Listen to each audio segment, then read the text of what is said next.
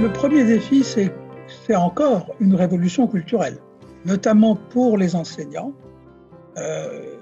moins pour les étudiants qui sont d'une génération qui est numérique et les jeunes sont dans le monde digital quasiment depuis leur naissance.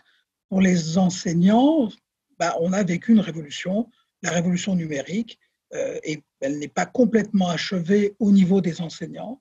Et donc le défi principal est celui de la mise à niveau, si on peut utiliser ce terme, des enseignants dans l'usage de la connaissance et l'usage des outils numériques à des fins pédagogiques. Ça, c'est le défi principal. En découlent bien évidemment des enjeux financiers, puisqu'il faut que les outils numériques à disposition des enseignants et des étudiants soient à la hauteur de l'ambition de la pédagogie numérique. Et donc, ça nécessite que les universités puissent investir dans des équipements, mais ça nécessite aussi qu'au niveau national, au minimum, on ait une infrastructure du numérique qui soit compatible avec de la pédagogie numérique et avec l'égalité des territoires.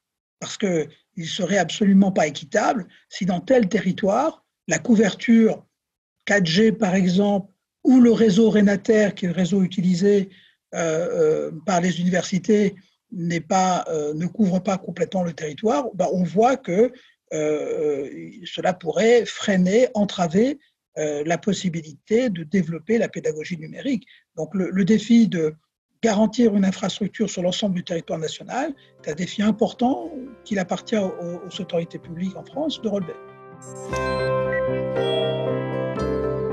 Alors, vous parlez bien évidemment du contexte de la crise sanitaire et de la pandémie qui a enfermé chacun d'entre nous dans ses pénates, dans sa maison ou son appartement, et qui a fermé nos universités, les portes en tout cas de nos universités.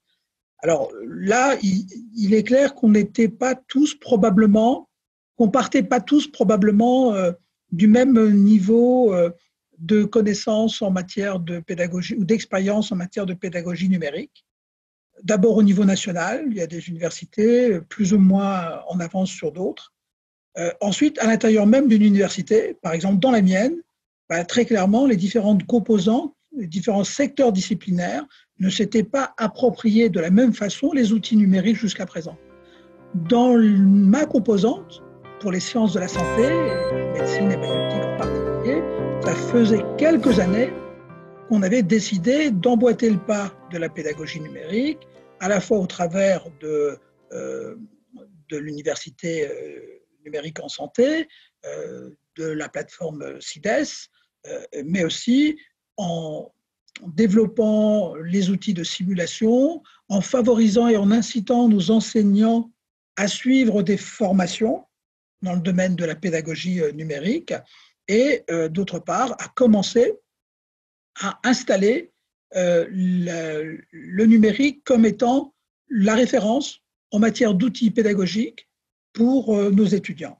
Alors, on a commencé par les années, ce qu'on appelait l'ancien deuxième cycle, le diplôme de formation approfondie en sciences médicales ou maïeutiques. On va étendre dans les prochains mois au diplôme de formation générale.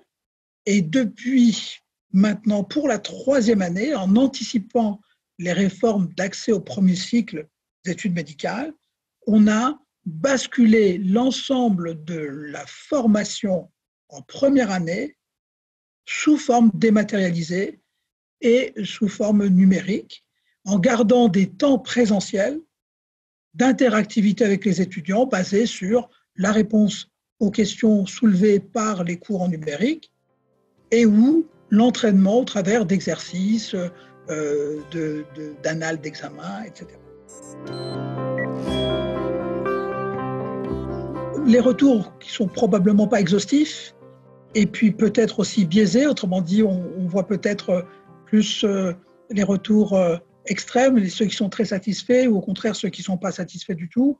Mais néanmoins, j'ai le sentiment, en tout cas, je n'ai pas eu l'expérience d'étudiants qui aient eu besoin de porter mon attention sur un dysfonctionnement. Autrement dit, il me semble que du point de vue de nos étudiants, les cours dématérialisés ont permis ou leur ont permis finalement de suivre leur année universitaire à peu près dans des conditions satisfaisantes. Du côté des enseignants, encore une fois, comme ça fait quelques années qu'on était impliqués dans la pédagogie numérique, les enseignants qui étaient déjà familiers avec ces outils, vraiment pour eux, ça a été la routine, ils n'ont pas posé de problème. Et le contexte pandémique et de crise contre laquelle il y avait une réponse collective a fait que ceux qui n'étaient pas familiers avec ces outils numériques ont, du fait même du confinement, finalement eu le temps de se familiariser avec les outils, de se les approprier, et finalement, là encore, les retours étaient positifs. On va nous poursuivre leur développement. Comme je l'ai indiqué, ils sont déployés pour la première année des études en santé dans notre université. Ils sont aussi déployés pour le diplôme de formation approfondie en sciences médicales. À partir de la rentrée, on va commencer à le déployer pour le diplôme de formation générale en sciences médicales. Et puis, on va également continuer de le déployer pour les fameuses licences, les LAS, licences avec une dimension santé, et puis, bien évidemment, la première année santé, notre PASS. Donc, on va poursuivre ce développement et le déploiement pour le généraliser complètement à toutes les années d'études de l'outil numérique, non pas comme étant une fin en soi, mais comme étant véritablement l'outil de base, le socle de la pédagogie et réinventer au travers de ce socle-là les instants présentiels.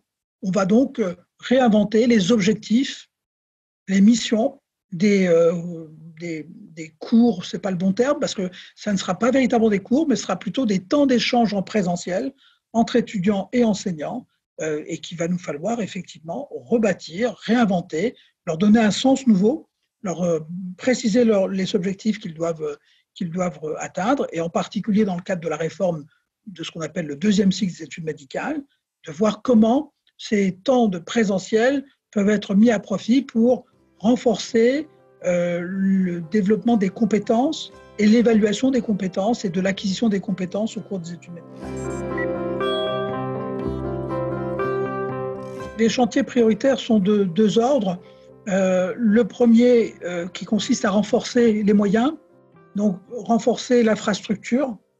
C'est vraiment un élément clé. Hein. Si on n'a pas des équipements satisfaisants, d'un côté les étudiants se lassent de difficultés à suivre des cours en e-learning. De l'autre côté, les enseignants, eux, râlent parce qu'ils ont du mal à créer ces enseignements. Donc l'infrastructure est fondamentale.